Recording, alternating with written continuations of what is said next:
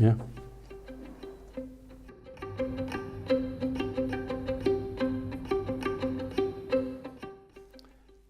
Jeg startede 1. februar 77. Min far havde jo et firma, der solgte ventiler.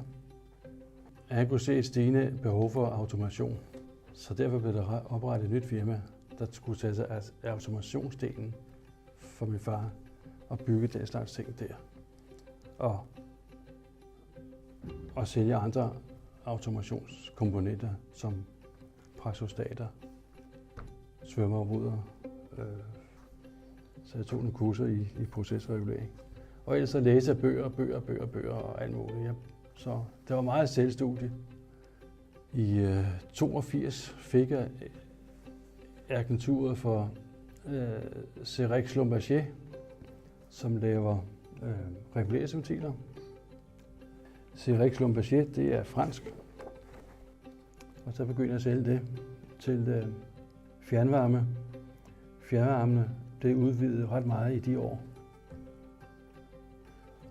Jeg har en bekendt, som også bor i Fredensborg Kommune, som var en gammel kunde. Og det er jo 40 år siden, at de der ventiler leverede, og han siger, at de sidder der stadigvæk, og de fungerer upåklageligt. Og de har lige besluttet sig, at de holder nok 20 år endnu. Så de har købt det rigtige produkt, kan man sige. I 79 havde jeg en drøm om at producere noget selv. Og jeg tænkte på en svømmerbryder. Det er en svømmerbryder. Det kunne jeg godt tænke mig at lave selv. Jeg har jo lavet noget markedsundersøgelse, jeg har fundet ud af, at der var en i Schweiz, og der var en i England. Ikke? Og så var der også en lille fabrik over i Jylland, der lavede det der. Jeg tænkte, ja. Så jeg købte Emco i 1. november 84, fordi jeg gerne ville producere svømmerbrydere. Det var Enevoldsen og Mogensen og kompagni, Emco.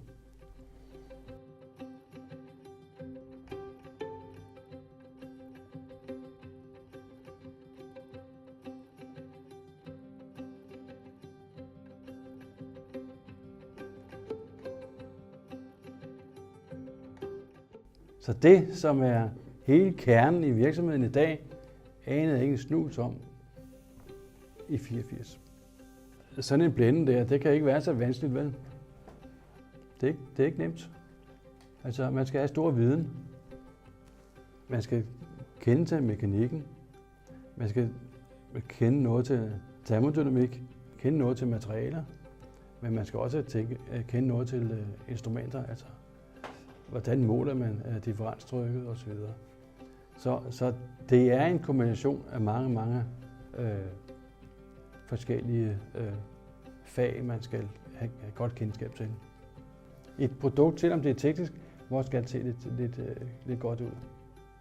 Så man kan tydeligt se dem, der er blevet taget hos fotografen.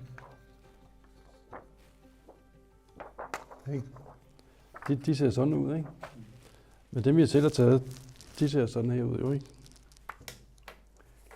Lidt mere kedelige, ikke?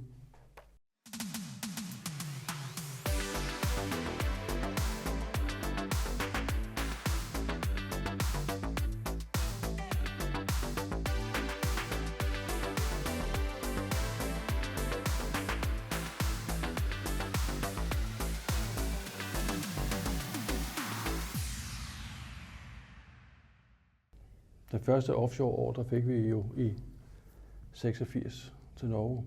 Det var sådan lidt hurtigt efter, at jeg havde overtaget Emco, ikke? Der var en kunde, der spurgte, kan I lave manturerør? Ja, selvfølgelig kan vi da lave manturerør. Det er da klart, ikke?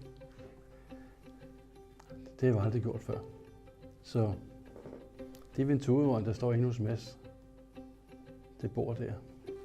Det er det første venturerør, vi lavede.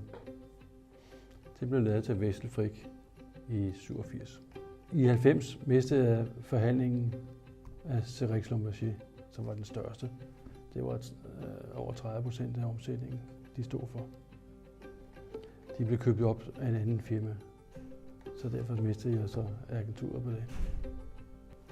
Og derfor så blev det mere og mere sådan, at det var egne produkter, vi så satte på, i stedet for handelsvarer. Det er Lasse, der står der, og det er Michael, der står der, og det er Mads, der står der.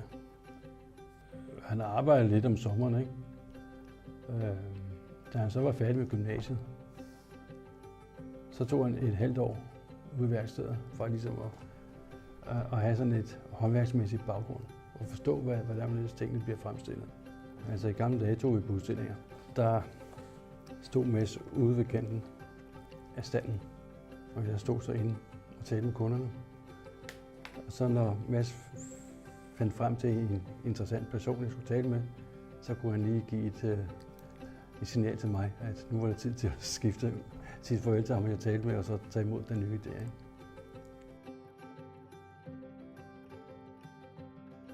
Danske virksomheder har generelt set et godt ry i udlandet.